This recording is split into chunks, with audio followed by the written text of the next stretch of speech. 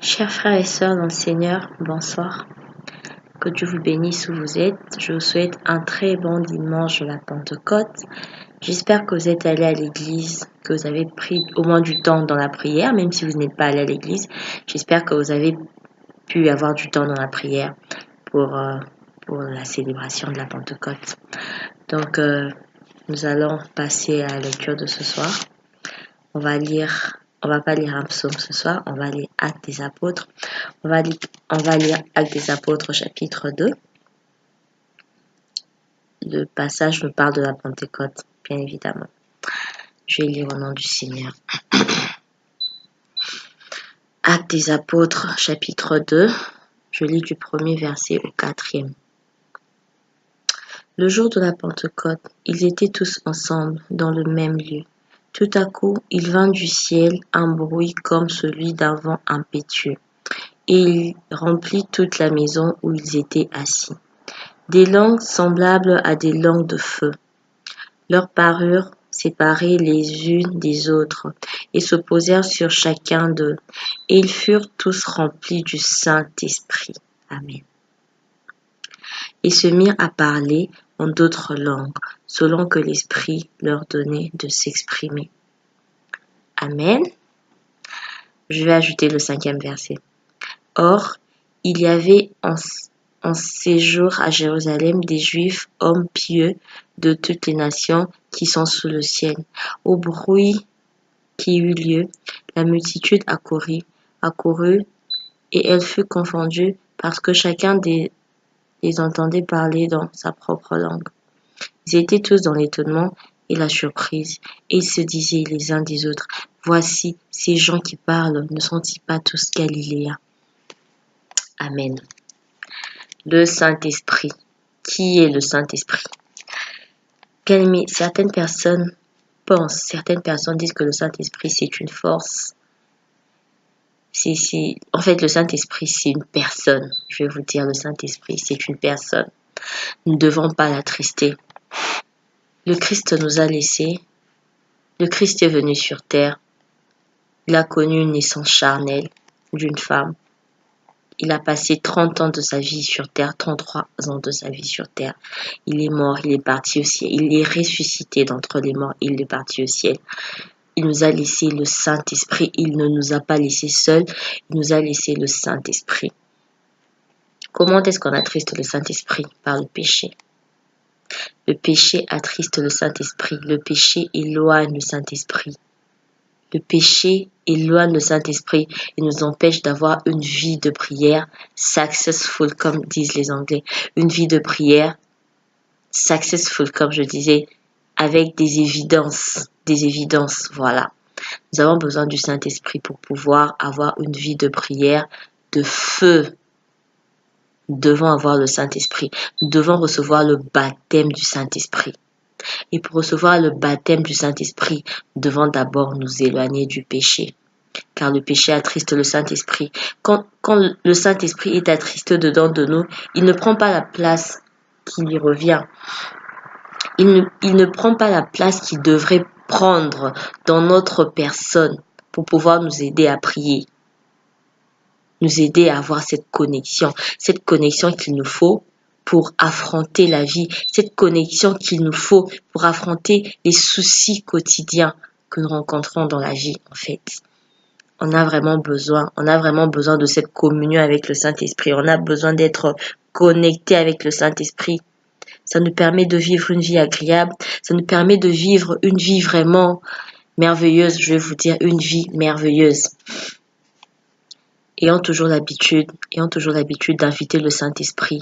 Il faut lui dire, Saint-Esprit, remplis cette coquille vide que je suis. Saint-Esprit, remplis ma personne. Saint-Esprit, fais-moi du bien. Saint-Esprit, apprends-moi à prier. Saint-Esprit, guide-moi. Parce que c'est toi que le Christ nous a laissé. Le Christ est remonté au ciel, il nous a laissé le Saint-Esprit. Alors nous devons inviter le Saint-Esprit dans nos vies. Nous devons vraiment inviter le Saint-Esprit. Nous ne devons pas être des chrétiens. Nous ne devons pas être religieux, en fait.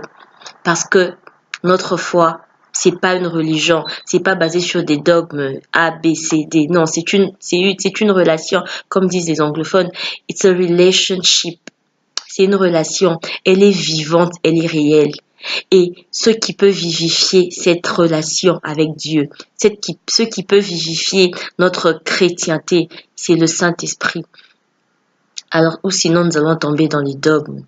Nous allons tomber dans la religion. Nous avons besoin du Saint-Esprit. Chaque jour, le Saint-Esprit nous guide. Le Saint-Esprit nous dirige même dans nos chemins. Quotidiennement, il nous dit, ne va pas à gauche, va à droite. Si tu as l'écoute du Saint-Esprit, bien aimé, je vous parle de quelque chose que j'expérimente moi-même dans ma vie, que j'ai expérimenté, que je continue à expérimenter. Quand on a l'écoute du Saint-Esprit, on évite beaucoup de choses. On évite beaucoup de choses. Nous devons être attentifs à la voix du Saint-Esprit. Nous devons être attentifs au Saint-Esprit qui est en nous. Nous devons en réveiller. Bien aimé, si tu penses que le Saint-Esprit est endormi en toi, tu dois le réveiller. Tu dois le réveiller. Tu dois lui parler. Le Saint-Esprit est une personne. Tu dois lui parler. Tu dois l'inviter à rallumer la flamme dans ton cœur, à te rallumer, à te vivifier, afin que ta vie de prière soit réellement une vie active, afin que ta relation avec Dieu soit vraiment de feu, soit une relation active, que ce ne soit pas une relation morte, basée sur des principes et des dogmes. Tu as besoin de rallumer ta foi, tu as besoin de rallumer ta foi. Et pour cela, tu as besoin du Saint-Esprit. Tu as besoin d'être connecté. Tu as besoin de parler les nouvelles langues. Tu as besoin de parler en langue. Je veux dire, tu as besoin de ça. Ça va te faire du bien. Ça va te faire du bien. C'est quelque chose que je connais. Ça va vraiment te faire du bien. Ça va te rapprocher. Ça va tellement te remplir. Ça va tellement te remplir que tu vas te rendre compte qu'en fait, maintenant, ta vie de prière, elle est active. Elle n'est plus une religion. Elle est devenue réelle, elle est devenue active, elle est intense. Et tu as besoin de ça. Nous avons tous besoin de ça. Dans ce monde où tout va sens dessus, dessous. Nous avons vraiment besoin du Saint-Esprit. Nous avons besoin de cette connexion. Amen. Bon, on va adorer maintenant. On va entrer en prière. Il nous reste presque 3 minutes seulement. On va chanter, on va adorer. Amen. On va inviter le Saint-Esprit par ce chant. Si tu la connais, tu peux chanter avec moi. Spirit, lead me where my trust is without borders. Let me walk upon the waters wherever you may call me. Take me deeper than my feet could ever wander, where my faith will be made stronger in the presence of my Savior. Spirit, lead me where my trust is without borders.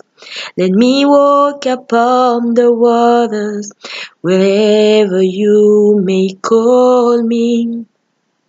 Take me deeper than my feet could ever wander, where my faith will be made stronger in the presence of my Savior.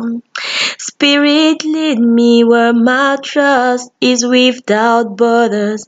Let me walk upon the waters wherever you will call me.